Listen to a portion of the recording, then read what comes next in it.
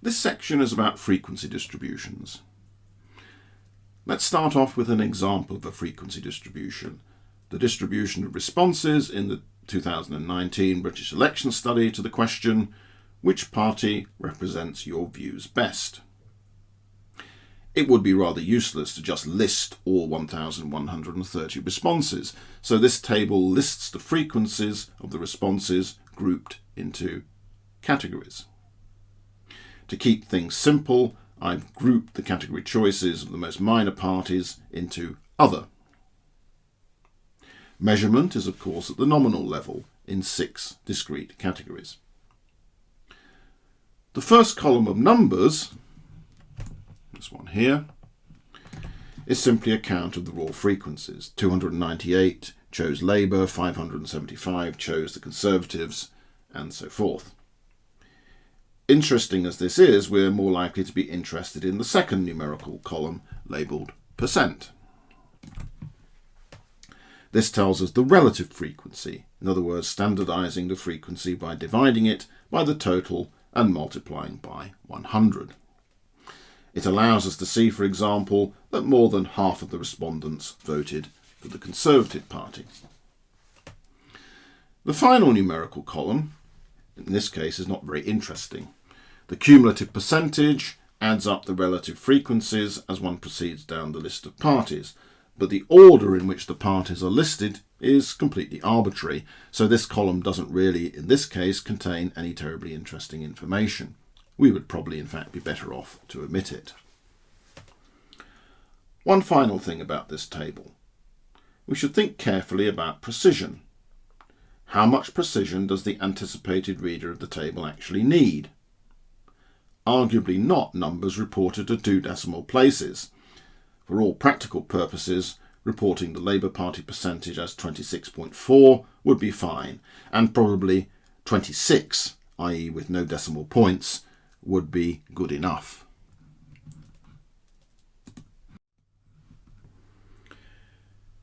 It might be easiest to communicate the main message contained in this information visually.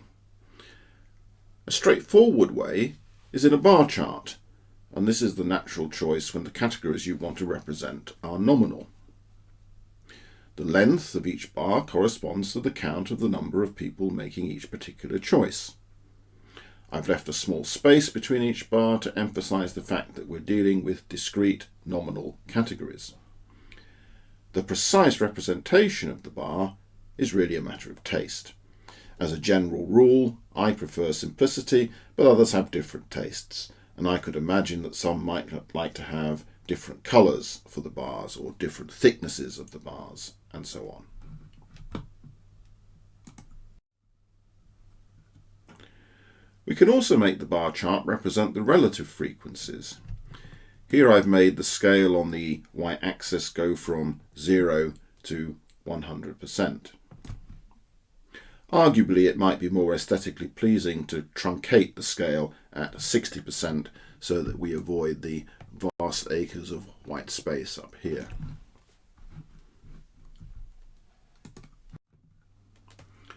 Let's now look at a slightly different sort of variable, gross annual household income. For the moment, let's assume we can regard this as a continuous variable. But the British election study asked their respondents to put themselves into just one of 8 banded income categories. There are several things I'd like you to note here. Firstly, the last category is unbounded. We just don't know what the upper limiting value of the 150,000 or more category actually is.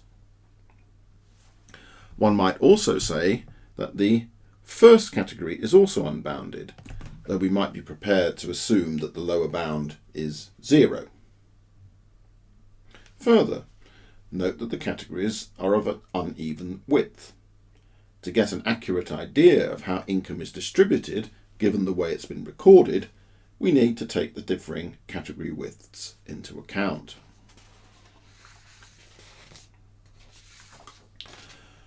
So how are we going to do that? Well, first a small irritation. Look again at the categories. The categories are measured to the nearest pound, but we want to treat the distribution of income as if it were continuous. Of course, in reality, it actually isn't. There's no unit smaller than 1 penny. Income isn't like height, which is truly continuous, but we'll ignore that, and the consequences of doing so are trivial. We need to consider what the true underlying limits of each category are. Let's say that we adopt the common convention of rounding up and down. So an income of £5,200.49 would be, somewhat paradoxically, recorded as under 5,200, while an income of £5,200.50 would be recorded as 5,200 to 15,599. So the true limits of the under £5,200 category are in practice minus 50 pence to £5,200.49. We also need to make some sort of arbitrary decision about the upper bound of the highest category. How to do that is going to depend on context, auxiliary information about a plausible value, and perhaps ultimately aesthetics. We're going to graph this information, so choosing a very large value will make our graph look rather daft. Think how wide that final category would be. And if we do that, we're going to compromise the usefulness of the rest of the information. So, now we're good to go, and the question is how to graph the distribution. Clearly, a bar chart isn't going to help us here. In a bar chart, the width of the bar is of no other than aesthetic consequence. What we need is something called a histogram. The most important point to get is that in a histogram, it is the area of the bar that is proportional to the frequencies. We can achieve this in a number of ways. We could plot the height of each bar equal to the frequency divided by the width of the interval, and the width of each bar proportional to the size of the interval. A more common choice is to work with the relative frequencies. In other words, divide each percentage or proportion by the width of its interval. The latter is the most common way of doing this, and a special word is used to describe the scale on the y-axis of the graph. You'll frequently see it described or referred to as the density. If you're working with percentages, then the total area under the histogram should equal 100, and if you're working with proportions, it should equal 1.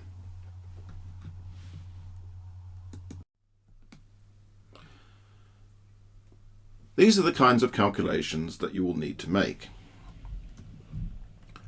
In this column here, we have the lower limit of each category, the true lower limit as it were, and here the true upper limit. And in this column, we have the width of the category. Here are the frequencies, just taken from the table I showed you a moment ago, and the relative frequencies also from that table. In this column here, we simply divided the relative frequency by the width of the interval, and that gives us percentage point per £1. If we want to do it in terms of proportions, then in this column here, we simply divided the percentage points by 100, and that gives us, as it were, a proportional point per £1. Luckily, you don't have to make these calculations yourself. You can get R to do them for you, and you can also get R to plot the histogram for you. And here is a histogram produced by R. Notice that the widths of the bars vary, and consequently the heights of each of the bars is adjusted for the width of the interval. In contrast to the bar graph, the bars have been arranged so that they are contiguous to each other to emphasize that the distribution is continuous. Notice that the area of each bar is proportional to the relative frequency. Look at the interval widths. So what is this scale, this density scale exactly? Going back to this table of calculations, what we've plotted here, or rather what R has plotted for us, are bars in which the width is given by this column of numbers here, and the height of each bar is given by this column here.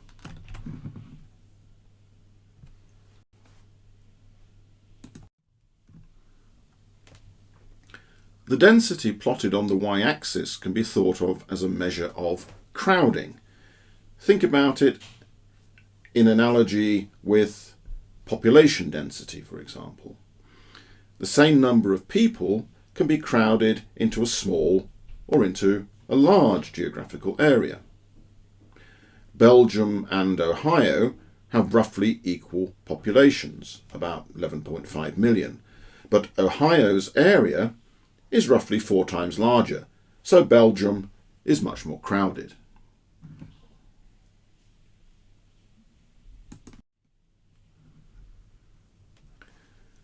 A histogram can be a useful way of revealing unusual features in the structure of your data. Look at the graph on the left-hand side of this slide. This gives you the distribution of ages of adults in Ghana in a sample taken for the African Barometer. We can see rather clearly the phenomena of digital preference or age heaping. In reporting their ages, respondents often have a preference for numbers ending in 0 or in 5. This tends to be exacerbated in countries or periods of time when a proportion of the population isn't literate, or where registration of births and record keeping is imperfect. One can actually see the same kind of thing illustrated in the graph on the right-hand side for a completely different country and a completely different time period, in this case a sample taken from the 1851 census of England. This should alert us to the fact that the measurement of age is, in this case, less precise than it superficially might seem to be.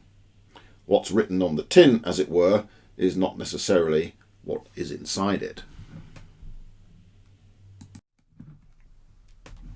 It's useful to have some words to describe common ways in which observations can be distributed.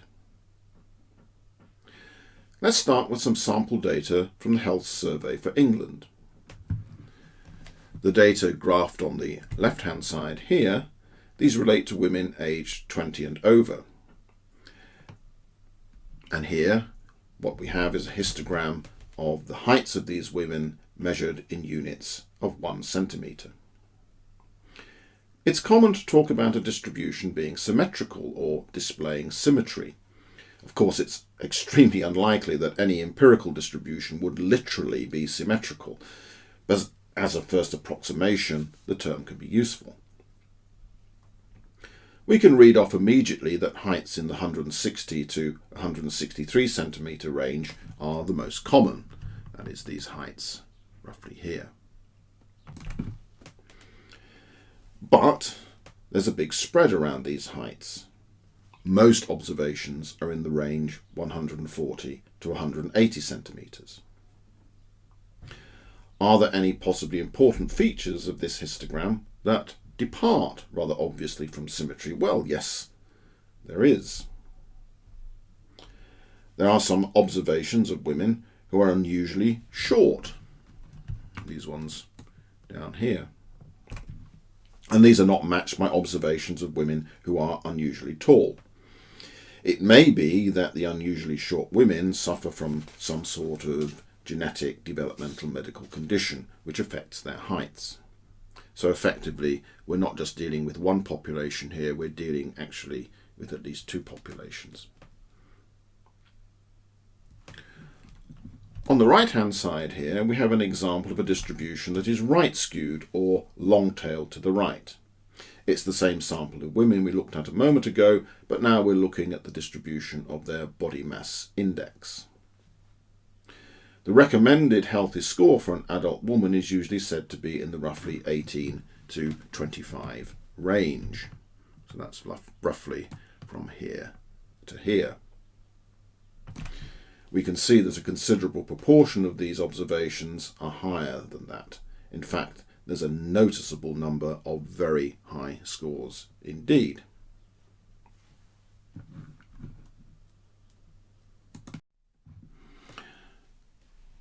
Now let's look at some data on the age of death of males in England and Wales.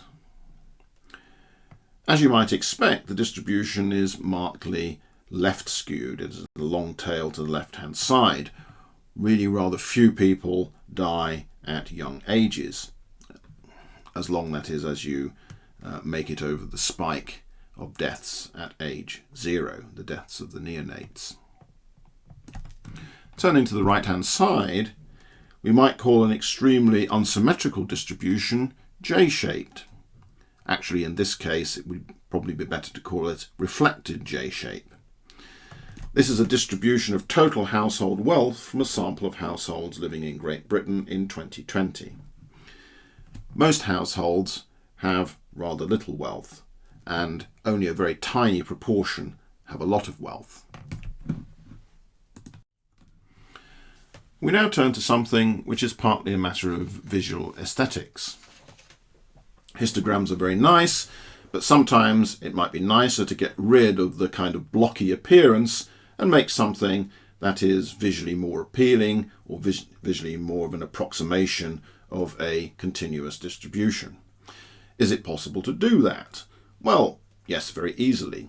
What we want is something called a frequency polygon.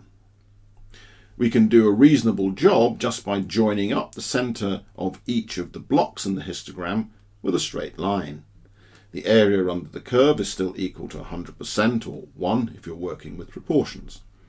The area inside the bars that is excluded is roughly equal to the area outside the bars that is included. Let's take a closer look.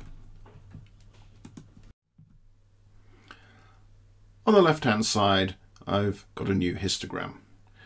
This is of equivalized annual household income in the UK, taken from the Family Resources Survey. On the right-hand side, I've got basically a plot of the same data, but this time represented by straight line segments. These are meant to approximate something like a continuous smooth distribution, though clearly the distribution is not really entirely smooth because we have these kinds of jagged points here and here and here.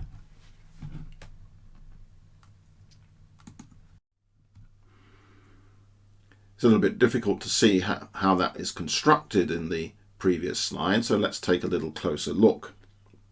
So you can see better how this frequency polygon is constructed. I've enlarged the width of the bars, but the underlying data is just the same. And you can see rather clearly where the straight line segments are positioned.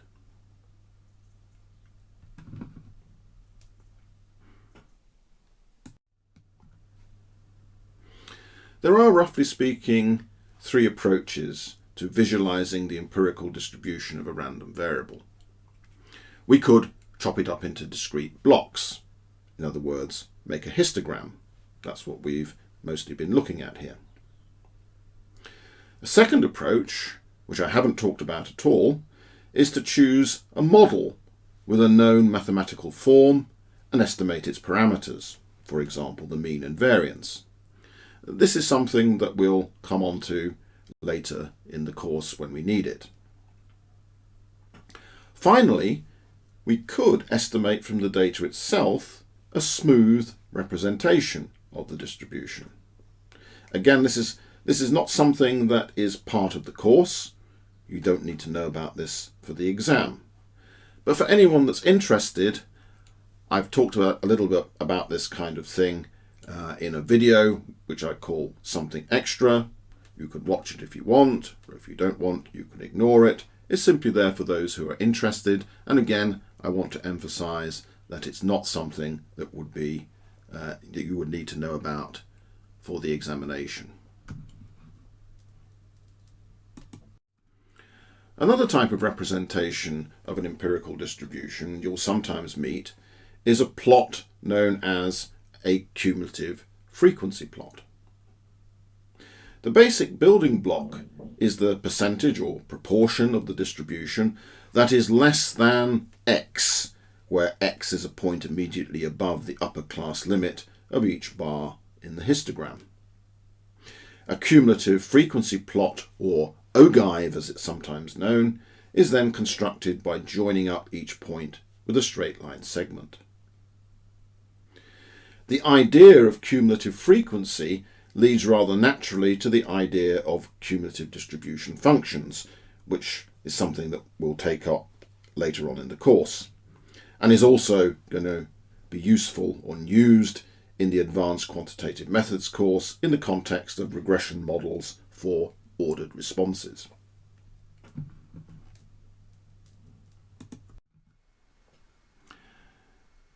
Here I've constructed cumulative frequency ogives for the household income data from the British election study that we looked at a little earlier. The two curves are identical, the only difference being the scale on the y-axis. In the first plot, it's cumulative frequencies, and in the one on the right-hand side, it's cumulative relative frequency. Of the two, probably the second of these is the most useful.